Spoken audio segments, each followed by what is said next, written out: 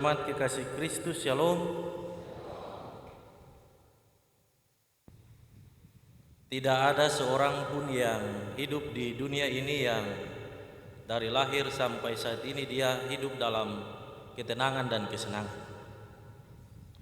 Kita pasti akan hidup di tengah-tengah tantangan dan pergumulan-pergumulan hidup yang berat. Oleh karena itu, firman Tuhan pernah berpesan, sejak engkau ada di dalam kandungan ibumu, aku telah membentuk engkau, dan aku akan menjadikan engkau berkat. Hal itu membuat kita bertahan di tengah-tengah situasi yang sukar dan sulit, mengingatkan kita bahwa janji dan kasih setia Tuhan tidak pernah berubah sejak kita kecil sampai saat dan detik ini. Tema mingguan kita di Usbu Sengsara Tuhan Yesus yang ketiga ini, bertahan dan ingat kasih setia Tuhan. Bertahan dan ingat kasih setia Tuhan. Ada dua hal yang terkandung dalam tema mingguan ini. Yang pertama ialah penderitaan membentuk daya tahan dan keteguhan iman gereja. Gereja itu saudara-saudara dan saya, dan gereja itu persekutuan.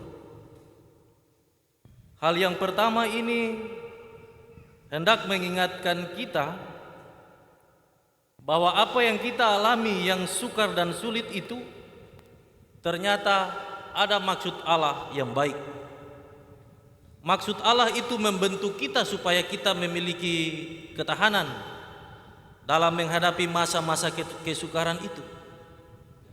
Bukan hanya kuat bertahan, tetapi kita akan teguh. Kita akan teguh di dalam iman, dalam persekutuan pribadi keluarga.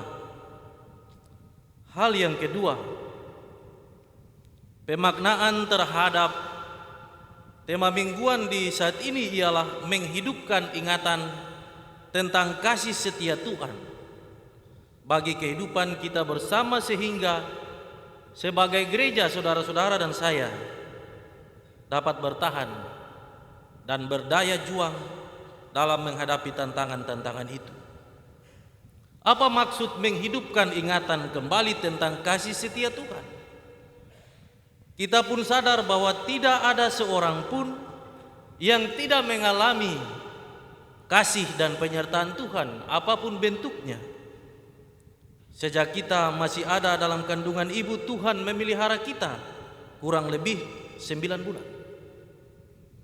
Tuhan memelihara kita sehingga kita ada di masa tua. Dan oleh karena itu, ketika tantangan-tantangan itu yang berat menghadapi kehidupan bersama kita secara pribadi, keluarga dan persekutuan, kita kemudian diingatkan kembali untuk mengingat penyertaan dan kasih Tuhan. Apapun bentuknya. Mungkin kita pernah sakit, Tuhan menyembuhkan kita. Mungkin waktu-waktu tertentu sebagai bapa dan mama berdoa dan bergumul, meminta kepada Tuhan memberikan berkat umur panjang bagi anak-anak, berkat masa depan dan pekerjaan.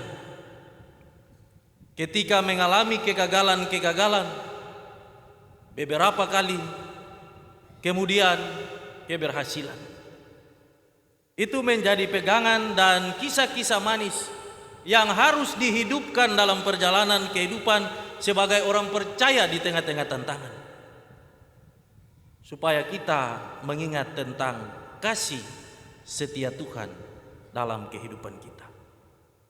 Untuk mengerti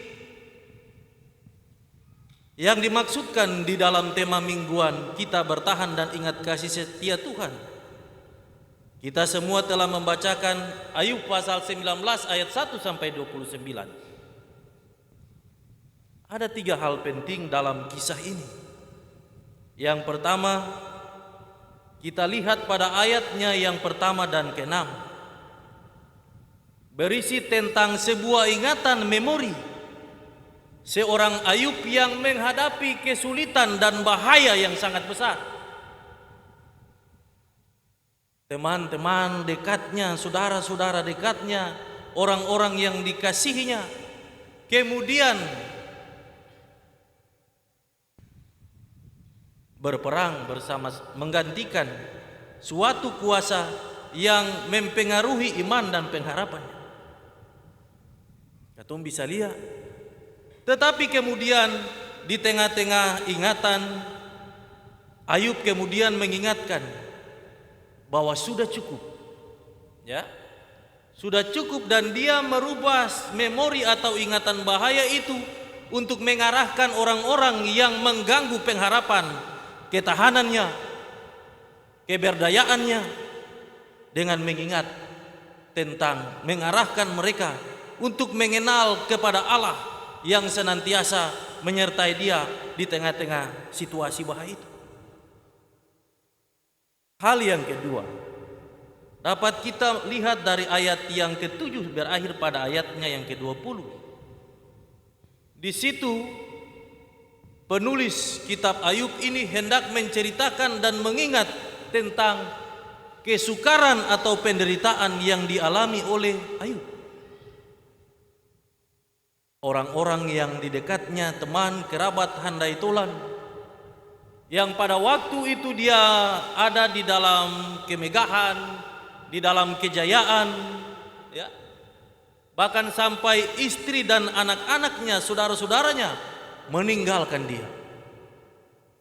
Meninggalkan dia karena dia percaya, dia yakini bahwa Allah yang dia imani dan dia percaya tidak pernah meninggalkan dia, akan senantiasa berpihak kepadanya di tengah-tengah situasi yang seperti apa. Itu ayat yang ke-7 sampai ayatnya yang ke-20. Yang ketiga bagian firman ini ayat 21 sampai ayatnya yang ke-29 menggambarkan kepada kita semua, kepada pembaca Alkitab dan yang mendengar firman, dan memberitakan bahwa ada sesuatu yang Ayub sampaikan tentang ingatan, memori tentang bagaimana Allah memulihkan pemikiran Ayub yang merubah penderitaan orang-orang yang meninggalkan dia adalah sebuah cara Allah untuk membentuk dia untuk kuat di dalam Tuhan. Dan masa itu disebut masa pemulihan.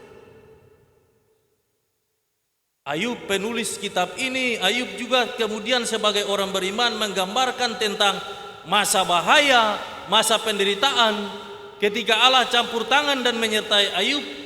Masa bahaya dan penderitaan itu kemudian dirubah oleh Allah menjadi masa pemulihan. Orang-orang yang meninggalkan Ayub di tengah-tengah kesukaran, di tengah-tengah penderitaan, masa-masa lalu yang penuh dengan tantangan dan bahaya, sebagai orang beriman, Ayub melihat dalam skenario Allah bahwa Allah bekerja untuk kemudian melakukan pemulihan bagi Ayub dan keluarganya. Kalau ketong lihat di bacaan-bacaan selanjutnya, bagaimana Ayub, orang-orang terdekat, relasi persekutuan itu dipulihkan oleh Allah. Bapak Ibu, saudara-saudara jemaat yang diberkati oleh Tuhan Yesus Kristus, masa raya kesengsaraan Tuhan Yesus yang ketiga ini kita semua diingatkan melalui bagian firman Tuhan yang kita beritakan dan sampaikan di saat ini. Yang pertama, jangan lupa bahwa gereja sebagai institusi, sebagai persekutuan, dan gereja sebagai pribadi, kita juga berpotensi menghadapi sejumlah pengalaman-pengalaman dan memori-memori bahaya atau memori negatif. Dan semua ingatan-ingatan dan persoalan-persoalan hidup yang penuh dengan bahaya dan penderitaan itu, sebagai gereja kita mesti melihat semuanya di dalam sebuah kerangka iman. Kalau tidak, kita akan mempersalahkan satu dengan yang lain. Kita tidak mengerti bahwa yang mengendalikan, yang memberi kesempatan bagi kita semua untuk mengalami kesenangan, mengalami kesengsaraan, mengalami duka cita dan sukacita adalah Allah. Kita harus jujur bahwa di tengah-tengah tekanan, di tengah-tengah penderitaan dan bahaya itu terjadi kekerasan. Karena kekerasan itu terjadi luka batin, trauma-trauma yang mendalam, terjadi pembunuhan karakter. Dan sebagai gereja, kita harus meramah dan menjamah semua itu, sehingga ada kebaikan-kebaikan yang Tuhan Allah anugerahkan di tengah-tengah kehidupan kita selaku pribadi, persekutuan, di tengah-tengah jemaat ini. Hal yang kedua, sebagai gereja, saudara-saudara dan saya harus punya inisiatif untuk merubah memori penderitaan itu. Tantangan-tantangan itu menjadi sebuah memori dan ingatan pemulihan tentang bagaimana Allah dan persekutuan ini mengalami pemulihan, tetapi bagaimana Allah yang terutama bekerja untuk menghadirkan kebaikan bagi perjalanan kehidupan kita bersama. Saudara-saudaraku yang diberkati oleh Tuhan Yesus Kristus, di masa raya sengsara Tuhan Yesus yang ketiga ini, dalam ibadah di dalam rumah Tuhan Niel ini dilaksanakan pelantikan komisi-komisi pelayanan di jemaat ini. Ada tanggung jawab yang mesti saudara-saudara dan pelayan dan umat ini kerjakan. Saudara-saudara adalah bagian dari rencana Allah. Saudara-saudara dipilih dari antara sekian ribu anak-anak di jemaat ini, umat Tuhan, untuk melaksanakan tanggung jawab ini. Belajarlah dari Ayub yang menyelami situasi-situasi bahaya dan tekanan. Baik secara pribadi, saudara-saudara dan saya punya diri sendiri. Tapi tekanan eksternal juga itu harus menjadi bagian yang harus dikelola dalam sebuah karya dan rencana Allah yang baik. Saudara-saudara pasti akan mengalami tantangan di dalam rumah tangga saudara-saudara, keluarga saudara-saudara, dan persekutuan ini. Nikmatilah semuanya di dalam terang Kristus. Seperti Ayub yang merubah bahaya dan penderitaan itu menjadi sukacita, dan Allah tidak pernah tinggal diam melihat semuanya.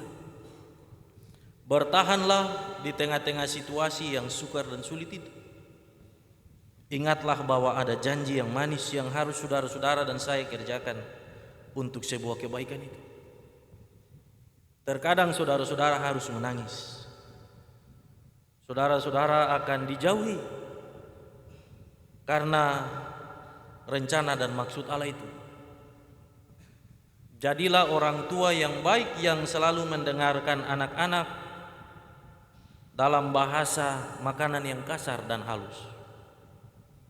Nikmatilah itu dalam terang Kristus dan tetap berdoa supaya Allah yang memberi tanggung jawab ini menganugerahkan kepada kita semua sebagai umat dan para pelayan hikmat dan kebijaksanaan, supaya dari kehidupan pribadi, keluarga, rumah tangga saudara-saudara, di situ kasih dan kemuliaan Tuhan itu nyata. Selamat menikmati kesukaran itu. Lihatlah semuanya seperti Ayub. Jangan pernah meninggalkan Tuhan. Sebab Allah yang kita imani dan sembah itu adalah Allah yang hidup. Di tangan saudara-saudara dan para pelayan ada berkat. Karena itu di tengah-tengah tantangan seperti apapun, tetaplah menjadi seorang bapa dan ibu yang tetap berdoa, meminta berkat bagi kehidupan umat Tuhan. Apapun yang saudara-saudara kerjakan, janganlah bimbang dan janganlah ragu. Karena sebagaimana Allah menyertai saudara-saudara sejak dari kandungan ibu bersama-sama dengan umat Tuhan dan para pelayan. kasih dan setia Tuhan itu tidak pernah berlalu. Ingatlah itu, tetaplah setia sampai akhir. Kebaikan-kebaikan Tuhan itu tidak dapat diselangi. Cara Tuhan itu membentuk dengan cara Tuhan. Sebagai manusia dan pikiran manusia serta kacamata manusia, kita melihat itu tidak baik. Tetapi mintalah dan berusahalah meminta hati dan pikiran Tuhan, supaya saudara-saudara dan saya menikmati sukacita melayani dalam pekerjaan ini. Selamat bekerja dan mengusahakan berkat bagi jemaat ini. Berkat Allah itu telah saudara-saudara terima. Kerjakan itu dengan setia, supaya dari kehidupan rumah tangga saudara-saudara, saudara-saudara menjadi saksi bahwa Kristus yang kita beritakan itu adalah Allah yang hidup, yang mampu merubah mara bahaya dan penderitaan menjadi sukacita. Amin.